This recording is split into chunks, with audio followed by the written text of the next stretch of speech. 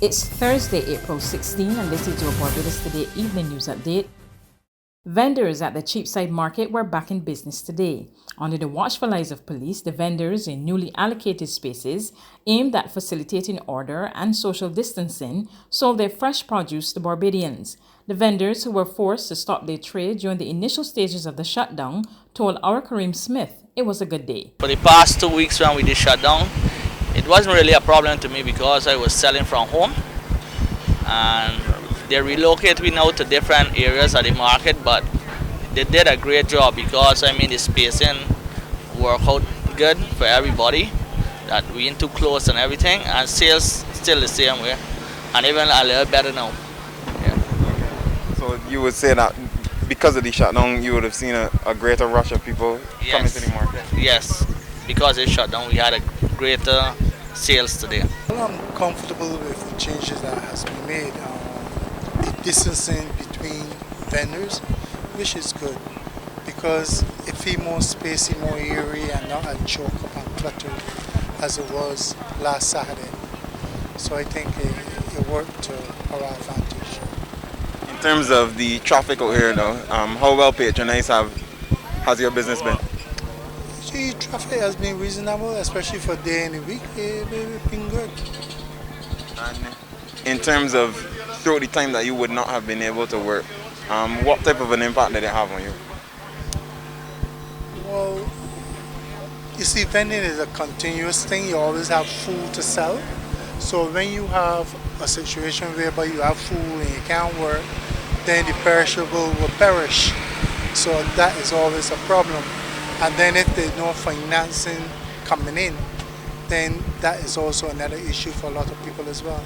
There's no mistaking the tough economic times ahead for Barbados as a result of the COVID-19 pandemic. Economist Jeremy Stephen warns that with the economy expected to decline by 7% this year, unemployment will spiral and recovery will be slow. I don't see us recovering fully for another 2 to 3 years, just because of how tourism will be impacted and how long it takes to shift bread and butter industries in the Caribbean particularly. I really don't see it happening. I really don't see it happening, to be honest. Stevens suggests a lot of the island's recovery will depend on financial institutions and how soon construction projects can get started. A few construction projects that are stalled could always kickstart of the Barbadian economy. I, however, think that depending on the financial institutions and not the government, I don't really see the IMF extending themselves to us. So much further, except for emergency measures, if need be. If the financial institutions are trying to recover from their position or trying to consolidate, at best, if there's a construction project that's funded by outside money and government subvention, you probably can recover half of that 7% within a year, half of that 7% loss within a year's time. The president of Solutions Barbados, Grenville Phillips II, warns that if government allows normal business to resume at the Grantley Adams International Airport too soon, the country will see a spike in COVID-19 infections. Phillips, a chartered structural engineer by profession, is basing his views on analysis he conducted using the daily reports produced by the Ministry of Health on the viral illness. He contends that there are only 8 cases per week compared to 20 cases per week that were previously recorded. While praising government's decision to shut down non-essential services, he maintains that keeping the island's ports open to travelers is a poor move.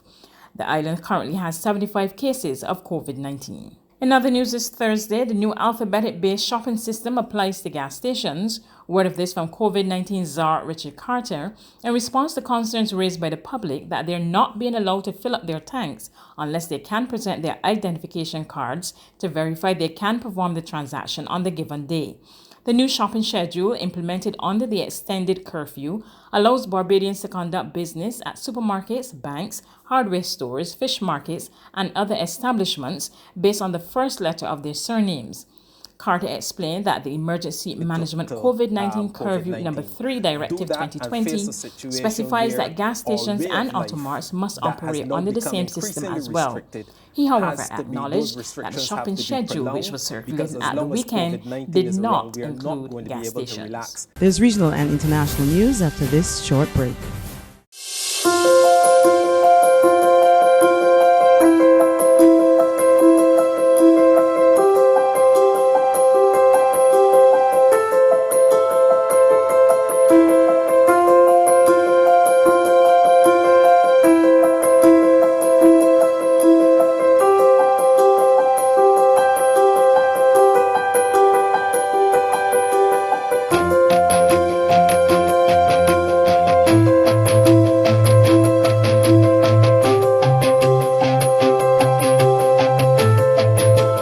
Barbados Today, news you can trust.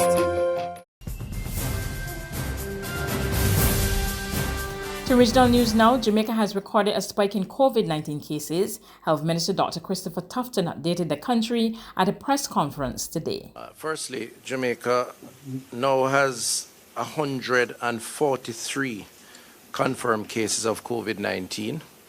This follows 18 new additions over the last 24 hours. Of that number, 5 are males and 13 are females, ranging from 4 years old to 56 years old. So we have had 18 new additional cases since we announced the last time, over the last 24 hours. The 3 cases are contacts of a confirmed case. The other 15 are under investigation, and there is some suspicion that a number of them are linked to the call center in Portmore, but we are still investigating. 23 persons have recovered and been discharged, and 5 persons, unfortunately, have passed as a result of COVID-19. We have now tested some 1,424 samples, including the samples that were tested for severe acute respiratory infection. 143 of that number are confirmed positive, while 1,281 are confirmed negative cases. Of the 143 confirmed cases, to date, 52 are from Alorica, the call center in Portmore, St. Catherine. On the international scene, United Kingdom authorities today announced that lockdown restrictions will continue for at least another 3 weeks as the country tackles the coronavirus outbreak. Restrictions were first enforced back in March, but the UK Foreign Secretary says they cannot afford to relax measures just yet. We must protect the NHS's ability to cope. We must be confident that we're able to provide sufficient critical care and specialist treatment right across the UK. The NH staff have been incredible. We must continue to support them as much as we can. Second, we need to see a sustained and consistent fall in the daily death rates from coronavirus, so we're confident that we've moved beyond the peak. Third, we need to have reliable data from SAGE showing that the rate of infection is decreasing to manageable levels across the board. Fourth, we need to be confident that the range of operational challenges, including testing capacity and PPE, are in hand with supply able to meet future demand. Fifth, and this is really crucial, we must be confident that any adjustments to the current measures will not risk a second peak of infections that overwhelm the NHS. The worst thing that we could do right now is to ease up too soon, allow a second peak of the virus to hit the NHS and hit the British people. That's news, but for the very latest, visit our website at www.barbadostoday.bb. You can also subscribe to our e-paper, email updates, or like us on Facebook, and sign up for our breaking news alerts via WhatsApp. We're also on Izumi Media and bus terminals, as well as screenplay at supermarkets and gas stations near you. You can also hear us on Mix 96.9 FM and Capital Media HD 99.3 FM.